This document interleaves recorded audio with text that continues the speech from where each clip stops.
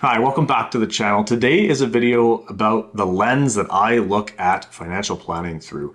I've realized over the last few months, I've had a few people send me videos of other YouTubers that have contradictory opinions to mine, in particular about CPP timing. And after watching them and seeing the math that they present, I've realized their math isn't wrong, my math isn't wrong. We're simply coming at the same question from different sides. We're looking at it through different lenses. So this video is about the lens that I look through and how I approach financial planning. So let's get started.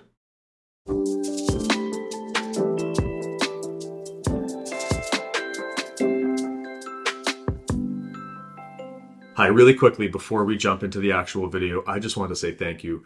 I'm about a month and a half, 2 months into the new channel, and I'm over 500 subscribers already, which is really flattering and humbling, quite frankly. I underestimated how much work this was going to be, but my goal is to continue bringing new topics every week. So if you can continue helping me and giving me feedback and keep the comments coming, like, subscribe, share the channel, things like that, it's all greatly appreciated. So thank you for that. And then back to the actual video. Thanks. All right, so where do I start in the financial planning process? I have this analogy I've gone through with pretty much all my clients, if not all, where I look at retirement income building similar to building a house. You start with a foundation, you build a structure on top, and then you finish what's on the inside. Foundational income sources are not linked to a market and are reliable. For all of us, we will at some point have CPP and OAS. For some of us, we'll have GIS, and for a dwindling number of us, we will have defined benefit pensions. These are really the only income sources that I would consider foundational. Structural income sources are income sources that are market linked but restricted. RIFs have minimum withdrawals, LIFs have maximum withdrawals. Maybe you have a rental property. It's not as if you can go to your renter and ask for 12 months right now. It's month by month. That's a restriction that's kind of imposed upon that. The final stage of it is finishing income, which is just anything else. Additional RIF withdrawals, TFSA withdrawals, non-registered withdrawals, side hustle money, hobby money, things like that. That's all the finishing income. And so when I approach financial planning, I start at the foundation. And similar to building a house, again, foundational income is the type of income that we need to make decisions on in advance. Because once the foundation is poured, once it's laid, you cannot change it, right? Once your CPP is started, yes, there are some rules around. You can maybe stop it for a little while, things like that. But in general, once CPP, OAS, defined benefit pensions, or GIS are going, it's not as if you can go and change those things. So you need to be thinking about your foundational income well in advance, in my opinion. Then we get to the other sources of income. And when I talk about the lens that I look through, this is really where it comes into play.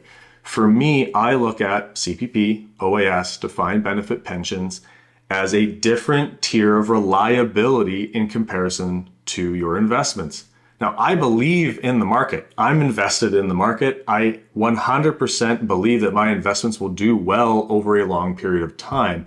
But I don't want to take timing risk. I don't want to be in retirement and have a year where there's some sort of unexpected large expense and be relying on my investments that happen to be down in that year. The lens that I look at is I want to make the foundational income sources as robust as possible for you, within reason, of course, and within the parameters of your situation. But if I can do that, I believe that it will lower your stress over time. And let me give you a silly example. Let's pretend you are a twin. Maybe you are one. I have no idea.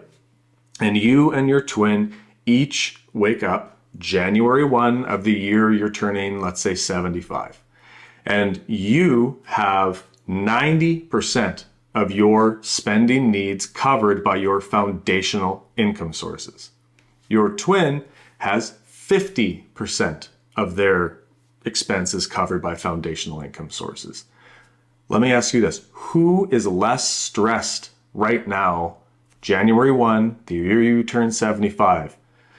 The twin that has 90% covered by unmarket linked income sources, or the twin that has 50% that they need their investments to cover. It's absolutely you. It's absolutely the twin that has 90%. I know this. So when I bring my recommendations to the table, and if you've watched any of my videos, you know I'm biased towards delaying things like CPP, but this is why. I want your foundation to be as thick and robust as possible because I know over time it'll lower your stress load through retirement.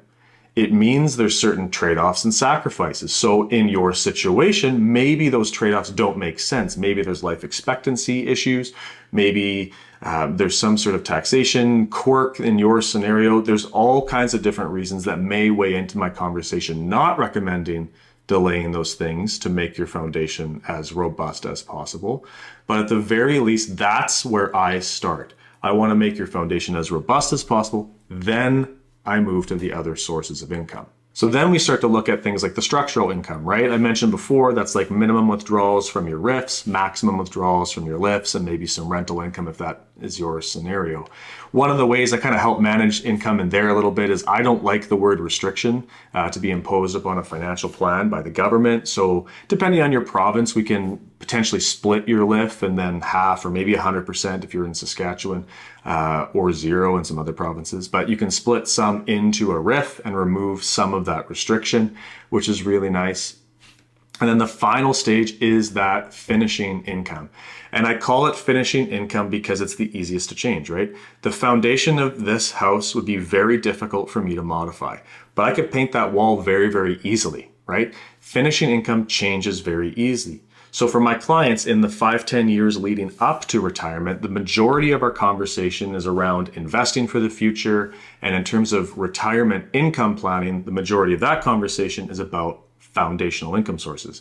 When will we take CPP? When will we take OAS? What defined benefit option will we take? Things of that nature. Once retired, the foundational income conversation is very quick. I projected it at X, what is it? And we compare it to the projections. The bulk of the conversation, at least 90% of the conversation, shifts to finishing income. We look at the environment that we're in. We look at the economic environment, the tax environment, and the spending environment that you're entering into. Maybe there's additional expenses in a particular year. And then we balance, should it be coming from additional RIF withdrawal? Should it be coming from non-registered? Should it be coming from tax-free savings account? So the finishing income is really nebulous, and that's the whole point of this analogy. Make your decisions early on the foundation because it's hard to change after the fact. Then we have conversations yearly about the finishing. All right, so if it's time for you to start seeing a representation of where your retirement income is coming from, or maybe find some strategies to make your foundation more robust, it's probably time for your K4 financial plan. There'll be a link in the description below to reach out directly. Have yourself a great day, and until next time, keep planning.